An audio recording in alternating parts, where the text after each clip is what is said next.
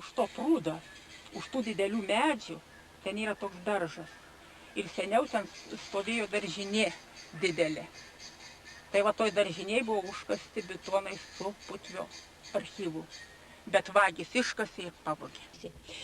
Buvo du tokie bidonai ir šituose bidonuose buvo sudėti Putvinskio įvairi archyvinė medžiaga. Pirmas įspūdis, kada buvo išimami šitie daiktai iš bidono, tai buvo toks, kad ten yra sudėti visi daiktai, kurie išimti iš inteligento žmogaus rašomojo stalčio.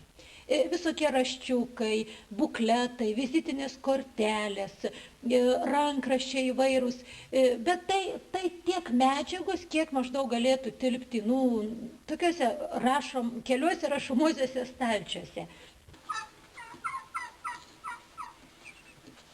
Bet čia dabar pačioj daržinėj, žemėj buvo viskas. Čia šitą va. Galiu parodyti tą. Čia matot, šiena dabar yra. Tai va, ten buvo maždaug, va čia kai yra, už to balkito vietą. Tai čia žemėje buvo užkas, tenai netoli sienos. Asmeniniai daiktai tokie, piniginė, diržas, standart. Keli dokumentai, o antram tai tik tai dokumentai. Įvairūs, tas buvo atsiminimai Emilijos Putvienės. Ir Putvio ten gimimo liudijimas, diplomas, kas ten dar. Dokumentai įvairūs.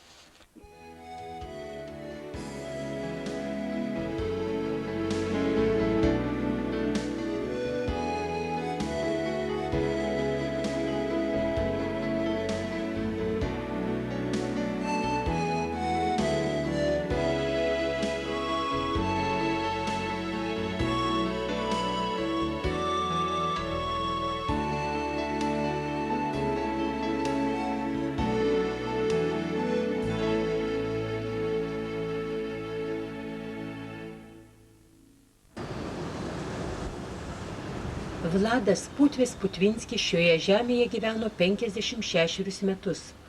Putvinskis buvo labai darbštus, kūrybingas, reiklus savo ir aplinkiniams, mėgo sportą, domėjosi krašto kultūra, turėjo daug draugų ir daug priešų.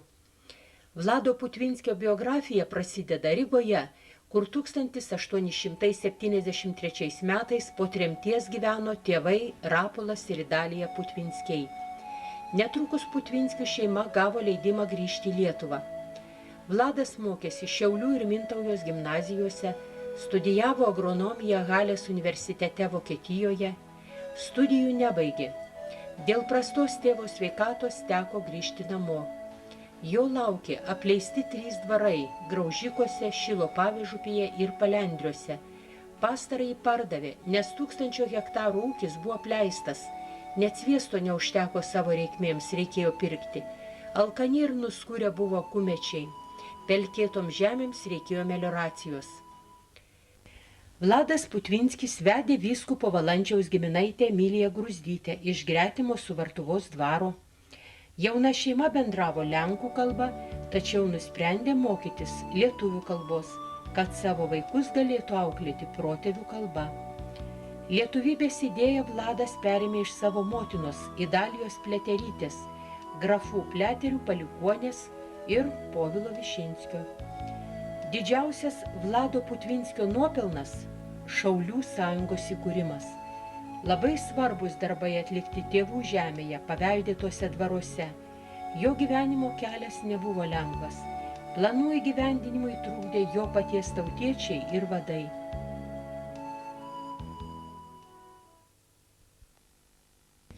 Per Povilą Višinskį Vladas susipažino su to meto inteligentais, lietuvybės platintojais, ėmėsi šviečiamojo ir kultūrinio darbo. 1899 metais įsteigė pirmąją nelegalią mokyklą Šilo Pavižupyje, o kitais metais pasamdė mokytoją Graužikuose. Vienu metu ten mokytojavo rašytoja Žemaitė. Šilo Pavežupyje Vladas mokė pats suaugusius ir vaikus. Ši mokykla gyvavo 14 metų. Graužikų dvare įkūrė knygyną, klubą, muziejų, jaunųjų ūkininkų ratelį ir dirbtuvėlės. Dvaro žvėryną pavertė gražių parkų su sporto aikštėmis. Kartu su Augustinu Janulaičiu Vladas Putvinskis kūrė planus, kokiu būdu gabenti lietuvišką literatūrą iš Prūsų. Vladas su kontrabandininku Kelmiškiu Peniku sutarė už kiekvieną parvežtą pūdą spaudinių mokėti po 40 rublių. Graužikose Vladas ir Emilija slapta nuo visų namiškių pargabentą spaudą skirstydavo pagal užsakymus. Ryte išveždavo į Pavežupį. Ten slėpdavo ir keletą dienų stebėdavo, ar neseka žandarai. Kitas vežėjas, Kazimieras Račkauskas, gabendavo į Šiaulius kartu su sviesto statinėmis. Toks paštas veikė 6 metus iki 1906. Sakydavo, bėk arba nepasiduok gyvus. O taip jis sakydavo, bėk, tavo nušauni, vienu žodžiu, kad nebūtų, kada nepakliūtum į tą neišduotum. Nu, jis sakydavo, važiuoju, sakydavo, šitais vieškeliais čia visur į tą į Šiaulius. Važiuoju, sako, galvoju dabar, nuvažiuoti, sako, tai nuvažiavau su sviestu, tai čia nieks netims, nekratys, o jau parvažiuoti su spauda, prikraudavau daug prekių ir buvo suruošta 2 tos, kaip sakant, transportas buvo tada su arkliais važiuojant, kaip žinoma. 2 tos buvo, kaip sakydavo, dugninės lentas, pasakodavo tėvuks. Vežimą gali iškratyti, kad buvo 2 lentas apačioj. Tartų lentų sudėti paketai būdavo spaudos. Spaudos būdavo sudėti ir to spaudą visą veždavo taip į šitą į Pavežupį. Čia buvo jau toks kapinės, gal jūs žinot, gal kapinės čia slepai, tai čia slėpdavo tą spaudą, dvare ir kažkaip rizikinga būdavo, tai daugiausiai buvo kapinėse tuose slepūse, paskui kažkoks atopulis, sakydavo tėvuks, labai storas topulis buvo ir šitas, tai po to topulis slėpdavo, slėptuvėje buvo knygų.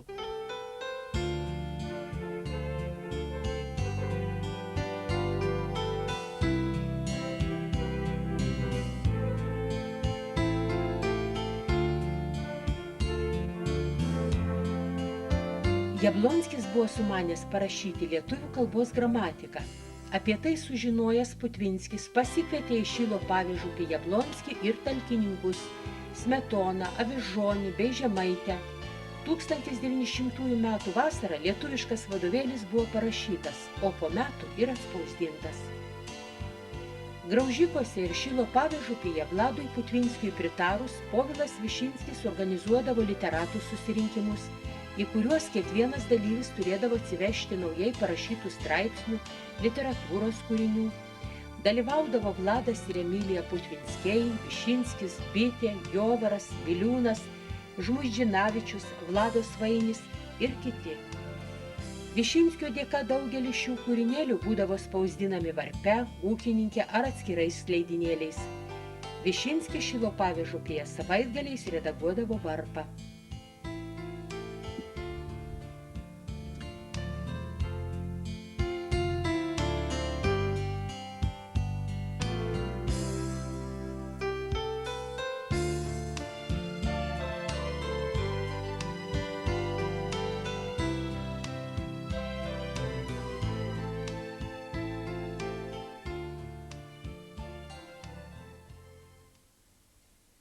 Darbo buvo be galo daug.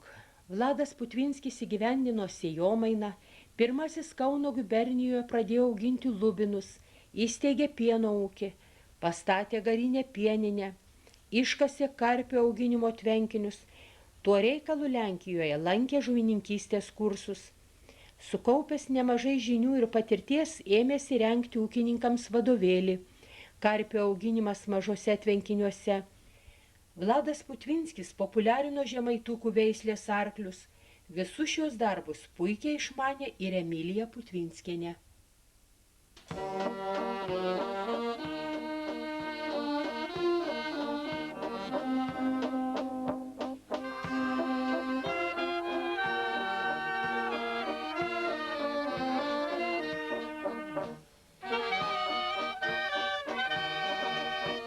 Šilo Pavežupyje ir Graužikuose buvo rūpinamasi dvarų darbininkais, dvigubai padidino atlyginimus, įrengė geresnius butus, įkūrė dūdų orkestrą. Vladas Putvinskis valgė kartu su darbininkais prie bendro stalo, buvo suorganizavęs bendrą su Kumečiais dvaro valdymą. Per Augustiną Janulaitį kaimyninių dvarų darbininkus pamokė, kaip siekti didesnių atlyginimų ir geresnių darbo sąlygų. Suorganizavo jų streiką, už tai susilaukė kaimynų nepasitenkinimo ir skundų caro žandarams. Ne visi darbininkai sugebėjo teisingai vertinti Putvinskio demokratiškus poelgius. Kai kurie kumečiai šaipėsi, ponas neturi kur pinigus dėti, tai ir moka dvigubai daugiau negu kiti dvarininkai. Arba, matyt, gauna pinigų iš socdemokratų, kad patrauktų į savo pusę. 20-ojo amžiaus pradžioje kūrėsi Lietuvoje naujos partijos. Šilo Pavežupyje rinkosi Šiaulių krašto inteligentai, kur buvo tariamasi dėl Lietuvos demokratų partijos įkūrimo. Vladas Putvinskis aktyviai dalyvavo 1905 metų įvykiuose, agitavo prieš carą. Už tai jis 1906 metais buvo suimtas, 4 mėnesius kalėjo Šiaulių ir Kauno kalėjimuose. Prasidėjus Pirmajam pasauliniam karui, Vladą areštavo antrą kartą kaip rusų valdžios priešą. Jis buvo ištremtas už Maskvos į Nižnį Novgorodo Voskresensko gyvenvietę. Tremtyje išbuvo beveik 4 metus. Būdamas tremtyje parašė daug filosofinių straipsnių ir laiškų. Vladas Putvinskis grįžo iš tremties jau po vasario 16 akto paskelbimo. Buvo neramus laikai, siautėjo bermontininkai. Nepriklausomybė dar buvo labai trapi. Vladas pradėjo rengti projektus, kaip pavienių partizanų būrius sujungti į vieną organizaciją, kuri ne tik mokytų ginti Lietuvą, bet ir dvasiškai ugdytų tautiškai nusiteikusius žmonės. Ne vien tik kardų ginama tėvynė, teigia Vladas Putvinskis. Tikrai nenugalimas kraštas bus tik tai tas, kurio visi gyventojai, ir dideli, ir maži, vyrai ir moteris, brangins savo krašto laisvę ir kaip galėdami ją stiprins ir gins. Todėl norėdami būti laisvi, tėvynės gynimo mokslą turime eiti visi. Nebejotinai didžiausias Vlado Putvinskio nuopelnas Lietuvai buvo Šaulių sąjungos įsteigimas 1919 metais. Putvinskis parengė sąjungos įstatus ir programą. Jau pirmaisiais veiklos metais šauliai pradėjo kova su bermontininkais, Lenkų pogrindinėmis organizacijomis, rusų būriais. Vien su bermontininkais šauliai buvo susidūrę apie 100 kartų. Putvinskis ragino imti pavyzdį iš bičių, kurios uoliai dirba, bet puolus priešui iš karto visos virsta narsiais kariais. Vladas Putvinskis skatino šaulius kultūriniai veiklai, įkūrė Šaulių sąjungos žurnalą Trimitas, kurį pats redagavo. Vienu metu buvo pakvietęs redaktoriumi Vaižgantą. Šaulių rinktinės turėjo bibliotekas, muziejus, chorus, orkestrus. Prasidėjo smarki akcija prieš Šaulių sąjungą, norėta ją nuginkluoti. Kiekviena partija įtarė, kad organizuojama jėga priklauso kitai partijai. Putvinskiui nepavyko tokios nesąmonės išsklaidyti. Tuometinę savo būseną Vladas išsakė laiške dukrai Onutei. Serga kanakas sieloje, yra sieloje bjauri žaizda, dūšia mano sulamdyta, sudaužyta, sudraskyta, apalpusi ir tiek apalpusi, kad nedėjuoti neįstengia. Neturiu gyvenimo tikslo, nejaučiu Dievo. Vladas Putvinskis pasitraukė iš Šaulių sąjungos, 6 metus užsiėmė ūkio reikalais, bandė sukurti savo ūkiuose ekonominę gerovę darbininkams ir savo. Grįžus Putvinskiui į sąjungą, kūrybinis darbas nesisekė, sveikata palūžo, fizinės jėgos seko. Bet jis sako, kad Samuitis buvo silpnos sveikatos, aš to nenorėčiau sutikti, jis buvo be galo stiprus. Jisai sudegė, tiesiog sudegė ir kaip man tas pats Ungurys sako, sako, ant eina ir nemato, kas aplinkui daro, jeigu tie atsigulsi užkris, tai sako, tada užkris, tai jis galvoja visą laiką, tai jis ir sudegė. Jo širdis sustojo 1929 m. kovo 5 dieną. Vladą Putvinskį palaidojo Kelmės kapinėse. Paskutinieji su savo vadu atsisveikino šauliai.